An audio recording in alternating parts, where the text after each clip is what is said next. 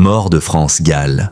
La véritable cause de son décès dévoilée. La chargée de communication de France Gall, qui a rendu son dernier souffle ce dimanche 7 janvier, a révélé que la chanteuse luttait contre la maladie depuis 2 ans. Trop faible pour se rendre aux obsèques de son ami Johnny Hallyday il y a un mois, France Gall vient à son tour de nous quitter. Hospitalisée depuis la mi-décembre à l'hôpital américain de Neuilly, près de Paris, la chanteuse a rendu son dernier souffle ce dimanche 7 janvier, peu après 10 heures. La triste nouvelle a été annoncée par la chargée de communication de la chanteuse, qui vient de dévoiler dans un communiqué la véritable raison du décès de France Gall, le cancer.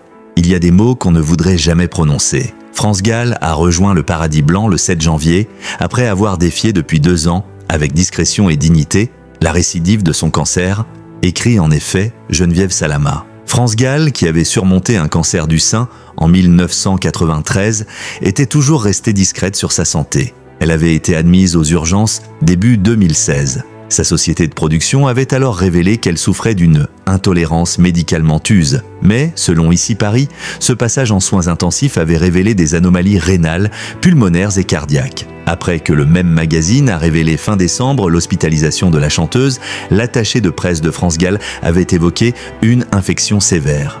Dans un souci de toute transparence et pour mettre fin à cette déferlante, France Gall tient à informer ses amis, son public et les médias qu'elle a, en effet, été hospitalisée pour raison d'infection sévère et qu'elle est actuellement soignée, écrivait Geneviève Salama dans son communiqué. Selon Le Point, Raphaël, le fils de la chanteuse et de Michel Berger, a passé le plus clair de son temps auprès de sa mère ces derniers jours, dormant souvent dans la chambre qu'elle occupait au 5e étage de l'hôpital américain. Le journaliste est revenu sur les amours et l'extraordinaire carrière de la chanteuse. Il a aussi dévoilé une amusante anecdote sur son pseudonyme, car France Gall s'appelait en fait Isabelle Gall. Mais dès ses débuts, alors qu'elle n'a que 15 ans, son père et son directeur artistique l'ont encouragée à changer de prénom. Une chanteuse s'appelle alors déjà Isabelle, il ne peut donc pas y en avoir deux. Et s'ils choisissent France, ce n'est pas pour porter haut les couleurs de leur pays. Il s'agit en fait d'un calembour sur le match de rugby France-Gall, la grande affiche de l'époque. Une origine insolite pour un prénom qui lui allait finalement comme un gant.